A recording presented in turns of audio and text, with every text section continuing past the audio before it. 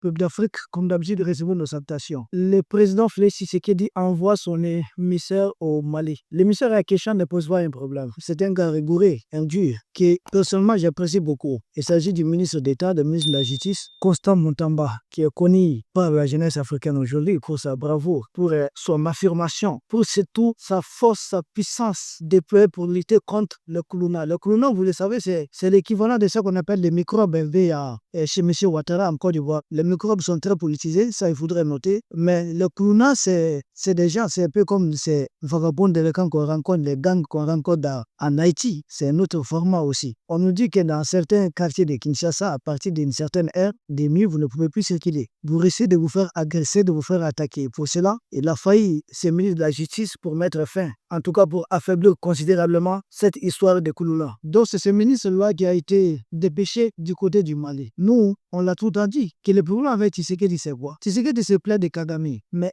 Kagame et lui sont tous entre les mains de l'OTAN. Là, ce n'est pas facile. Nous n'avons aucun intérêt aujourd'hui à forcer l'OTAN dans son format actuel. On ne sait pas, comme Trump est en train de mettre le président américain, en train de faire le ménage. Mais est-ce l'Afrique qui a pris en compte? Et je ne crois pas, non. Parce que à qui profite les crimes de Paul Kagame? C'est ce qu'il faudrait voir. Donc, ce ministre a été détaché au Mali, nous a bien dit que le profil de ces ministres, c'est bon, c'est un homme de poigne, un homme qui nous convient beaucoup plus. Mais il est venu en mission de son président. Qui est son président? C'est Félix Tshisekedi. C'est là qu'il y a des problèmes. D'après nos informations, il n'y a même pas longtemps, Kagame comparait l'agression du Rwanda à l'opération spéciale de la Russie en territoire ukrainien. Là, il y a problème. Parce que quand il vient ici, nous avons pour partenaires les Russes aujourd'hui. Les Russes, les Turcs sont des partenaires stratégiques du Mali. Les Russes, les Turcs, surtout sur le plan militaire. Troisième position, les Chinois. Or, quand il a des tels discours, nous, il ne peut pas nous mettre aussi en difficulté. Ça pose problème. Parce que si nous voyons concrètement pourquoi il dépêche son émissaire ici, nous pensons qu'il a des réponses plausibles à cela. Premièrement, c'est essayer de voir, parce qu'aujourd'hui, l'Afrique subsaharienne, c'est-à-dire l'Afrique, comprenez ce que je suis en train de dire, au niveau de l'Afrique subsaharienne, les pays qui collaborent beaucoup plus et qui connaissent les plus grands nombres de conseillers militaires déployés, c'est sans doute le Mali. Et donc, en grosso modo, les pays de l'AES. Or, aujourd'hui, le président du Mali, il se trouve que le président du Mali, son excellence, le général Assimi Goïta, est non seulement le président du Mali, mais il est le président en exercice de l'AES. Or, l'AES a pour partenaire stratégique les risques. Donc, pour nous, d'abord, il vient demander conseil dans le cadre de la lutte contre le tourisme. Ouais, mais ça, c'est ce qui est dit comme ça, parce que selon les dires de l'émissaire, le ministre de la Justice, Constant Moutamba lui-même, que cela, sa visite est en rapport avec la situation actuelle en RD Congo. Ce qui me dit, il s'agit de lutter contre les M23 et les armées du Rwanda, d'Ouganda et puis autres. Mais si c'est vraiment des opérations, il y a besoin d'un soutien du Mali, ça ne se passe pas comme ça. Le ministre de la Justice, oui, il apporte un message fort parce que c'est un homme fort du président Tshisekedi. Mais un soutien militaire, il fallait peut-être dépêcher le ministre de la Défense ou le chef d'état-major en premier lieu. Mais un ministre de la Justice, il porte surtout un message beaucoup plus politique. Et le message politique pour nous, ça reste à voir qu'est-ce qu'on peut faire peut-être auprès de nos partenaires, comment les aider à ouvrir la porte chez le président Poutine et dans quel cadre ces derniers peuvent intervenir. Or, aujourd'hui, est-ce qu'ils sont dans de telles dispositions? Je ne sais pas. Nous savons quand même que l'Afrique du Sud, membre de BRICS, et que l'Afrique du Sud est aussi là-bas. Pourquoi n'ont-ils pas demandé à l'Afrique du Sud de plaider pour eux auprès des Russes? C'est simplement au Mali qu'ils viennent. C'est là peut-être une bonne explication parce que l'Afrique du Sud et la Russie n'ont pas une coopération très développée sur le plan défense-sécurité, c'est-à-dire sur le plan militaire. Or, la Russie et le Mali sont très avancés sur ce terrain. Donc, il est venu. Pour nous, la première explication, c'est qu'il est vraiment venu demander au Mali de s'impliquer auprès du président Poutine afin que le Congo puisse bénéficier d'une intervention, en tout cas d'un soutien accru. Mais là, ça donne autre chose. Pendant que lui, il est encore entre les mains, son président Tshisekedi, il est entre les mains des Belges. Or, nous savons les pays vont en guerre dans le cas du dossier ukrainien contre la Russie. Ces pays-là sont connus. Donc, je ne vois pas en quoi le Mali pourrait l'aider si peut-être ce n'est essayer de mettre le Mali stratégiquement un peu en défi. Il doit s'assumer. Voici la voie que moi, Tshisekedi, j'ai dorénavant choisie. Il ne peut pas crier, il sait qui sont derrière Paul Kagame. C'est connu de tous, mais il a les mêmes comme partenaires. Or, nous, à ces rythmes-là, nous ne pouvons pas l'aider. C'est pourquoi certains frères qui demandent au Mali pourquoi les autorités du Mali ne veulent pas l'aider. Pourquoi comme ça? Nous, on a dit non. Et l'aider, la RD Congo, c'est le pays qui a le plus de richesses géologiques en Afrique. Et nous, on ne peut pas aider ceux qui arment des terroristes ici. Or, lui, il est entre les mains de ces mêmes personnes. Ça nous pose un problème. Il faut qu'il acte sa rupture définitive. J'ai compris à travers certaines interventions de ses proches là-bas que sans doute l'ancien président Kabila il est en connivence avec le Rwandais, il est en connivence avec tel et qu'il en sait quelque chose. Alors, le système mis en place par Kabila, est-il obligé de rester dans les mêmes systèmes? Si Kabila est un homme de Kagame, alors pourquoi continue-t-il de vouloir procéder comme Kabila? Lui, qu'est-ce qu'il doit faire? Il doit changer de partenaire. Le problème aujourd'hui avec Tshisekedi, c'est qu'il faut un changement total, une rupture du système. Depuis la chute de Lumumba, tous ceux qui ont continué là, Kasavumo qui a continué après Mobutu, tous ces mots-là, Mobutu, Laurent Désiré Kabila, quand lui il a voulu changer, il a été éliminé physiquement. Oui, oui. Son fils qui est venu après, qui est dans un autre système, parce que Mobutu, au départ, il était pro-américain avec la CIA et autres, mais vers la fin de sa vie, il était beaucoup plus avec les Français. Et son avocat, c'était le même Robert Brugier. De l'autre côté, les Kagame, ils ont eu à se disputer avec Mobutu, avec les Français, autour des... Parce que les Kagame, ça, ce sont directement les Anglo-Saxons, les Américains. Il a ces problèmes. Or, Tshisekedi d'aujourd'hui est en train de nager entre les deux. Il est beaucoup plus européen qu'américain. Kagame est beaucoup plus américain qu'européen. Or, les deux tendances se retrouvent dans l'OTAN. C'est ce qui ne nous facilite pas la tâche. Nous voulons l'aider, il s'agit des Africains. Mais on aide quelqu'un qui nous aide à l'aider aussi. Si Tshisekedi ne nous aide pas à l'aider, c'est très difficile. Parce qu'après, deuxième, venir c'est quoi? C'est demander un soutien militaire au pays de l'AS. Parce que c'est ce qu'ils ont fait auprès des Tchadiens. Je pense qu'ils ont même saisi les Tchad officiellement. Déjà, l'autre, la deuxième guerre du Congo, c'est de 1998 jusqu'à 2002, mais officiellement, ça peut faire en 2003, sinon c'est en 2002 que ça peut faire. Une guerre qui avait mobilisé au moins 7 pays africains. Déjà à l'époque, les Tchad étaient intervenus aux côtés du gouvernement congolais. Kabila père, puis Kabila fils. Donc les Tchad, c'est leur allié, l'allié naturel de la RD Congo. Parce que les Tchad, militairement, c'est généralement aussi en alliance avec les Français. Donc les Tchad, jusque-là, intervenaient en faveur de la RD Congo. Donc ils ont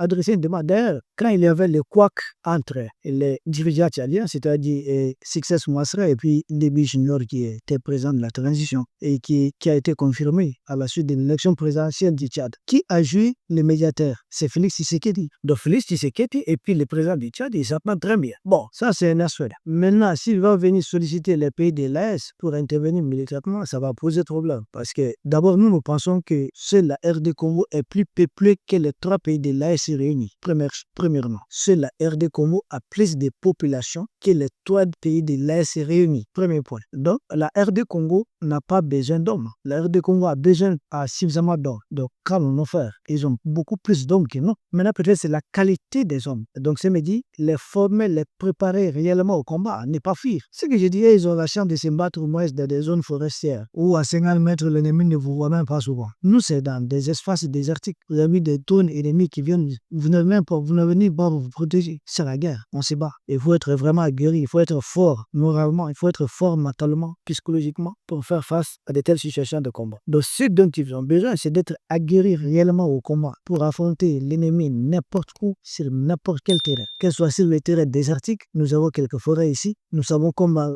se battre dans de telles forêts, contre des mercenaires très bien préparés par les impérialistes, nous en avons l'expérience. Et ce sont les mêmes impérialistes qui ont entraîné les M23, qui sont derrière les hommes de Kagame, dont nous savons comment les vaincre militairement. Donc, de telles formations, ils peuvent bénéficier de l'expertise de la grande manière. Nous pouvons désarmer de l'AS, les Mali, le Burkina, le Niger, tant qu'Africains, c'est leur pays qui a agressé. Nous pouvons les aider à former les Ouazalendo, des milliers d'autres hommes. Nous pouvons les aider à les former réellement au combat, de sorte qu'aucun village, il ne laissera aucun village à l'ennemi qui avance, en plus forte raison des villes entières, des grandes villes comme Goma ou bien Bukavu. Mais pourquoi? Nous comprenons qu'Idal, les ennemis avaient tout, des tranchées, des drones, ils avaient tout. On a avancé parce que nos officiers savaient les plans qui avaient été mis en place. Donc, c'est des plans très efficaces. Nous pensons que nous pouvons les aider en matière de renseignement, en matière de tactique, en matière de beaucoup de choses. Comment conduire cette guerre, comment permettre que des militaires congolais puissent avoir les dossiers oui, même si on envoyait des légionnaires, comme on appelle les légionnaires de Macronie, même si on les envoie, comment les écraser sur le terrain de combat. Ils ne sont pas invincibles. On les diabolise. Nous, on les bat ici, nuit et jour. Ah oui,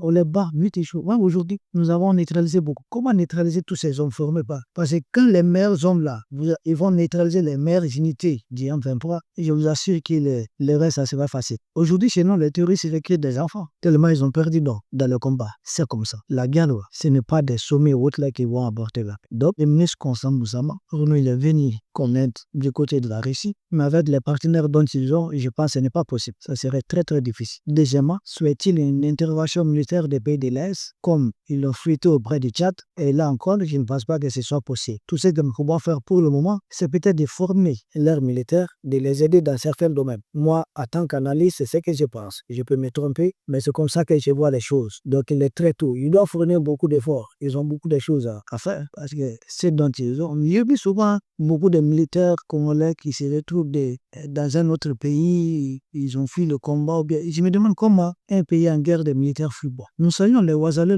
et quelques unités qui sont réellement déterminées. Mais on ne fuit pas. Mais les gens du M23, ils ne sont pas plus garçons que vous. Pourquoi vous fuyez? Il faut les affronter. Mais oh, les hommes qui fuient là, le combat, ils ne meurent pas après. Ou bien ils préfèrent aller mourir de malaria tranquillement quelque part dans un hôpital, au lieu de mourir sur le front pour son pays. Ça fait bon. En fouillant d'ailleurs, les gens tombent beaucoup plus. Parce que si leur armée n'est pas réellement préparée, ça serait difficile de les équiper avec certains matériels aujourd'hui. Parce que donner certains matériels aujourd'hui à l'armée congolaise, si vous ne faites pas attention, ça se retrouve entre les mains du M23. Et ça se retrouve entre les mains du M23. Qui est derrière le M23? Kagame. Qui est derrière Kagame? Donc ils vont récupérer la technologie de ces pays. Donc il faudrait réfléchir à deux fois. Et il y a des préalables. C'est une armée infiltrée. Nous comprenons, hein? On va me dire peut-être, je demande à Sia, au président Tshisekedi, non, je veux qu'il réussisse. Il faut qu'il bosse. Ce n'est pas des trucs là, on vous soutient sur les médias, non. La meilleure façon de vous soutenir, c'est vous dire, préparez-vous à la guerre. Et ça, vous ne pouvez pas laisser avec vos actuels partenaires, président Tshisekedi. Vous avez besoin d'autres partenaires. Ces autres partenaires vont vous aider d'abord à nettoyer votre armée, qui est une armée très infiltrée. Mais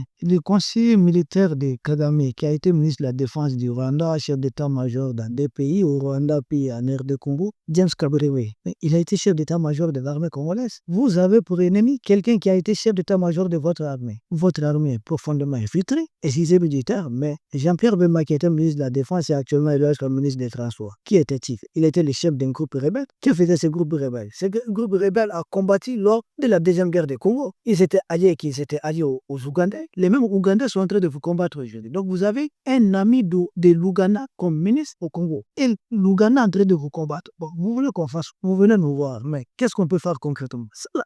Nous qui sommes jusqu'au Mali, nous savons tout ça. En plus forte raison, vous qui êtes là. Donc vous savez tout ça. Vous connaissez toutes ces vérités. Nous ne pouvons pas faire grand-chose pour vous aussi. On vous écoute, et puis on observe. Les dirigeants de l'AS sont des fins stratégies. Nous savons ce que nous voulons. Nous savons que l'AS porte en soi le fardeau de la libération de l'Afrique tout entière. Vous venez déjà, c'est bon. Fournissez encore beaucoup plus d'efforts. Ah oui, vous avez à fournir beaucoup plus d'efforts. Le premier problème du Congo, c'est le problème d'infiltration. La qualité des hommes vient après, mais le premier problème, c'est le problème d'infiltration. Vous êtes profondément infiltré par Kagame à tous les niveaux. Vous prenez la moindre décision, même quand l'armée veut faire une opération, les gens du M23 ont déjà toute l'information. Comment vous allez réussir? Vous voulez vous défendre, vous mettez en place un plan de défense, ils ont l'information. Vous avez là-bas les casques bleus, tout le monde. Pour vous battre là, il faut d'abord avoir des partenaires sincères. Mais vous êtes profondément infiltré, on va faire quoi? Vous êtes infiltré à tous les deux. Tous ceux qui vous comptez comme partenaires là, c'est des gens qui vous infiltrent. Vous ne pouvez rien. Il n'y a rien de secret chez vous, rien de confidentiel. Donc c'est compliqué. C'est vraiment compliqué.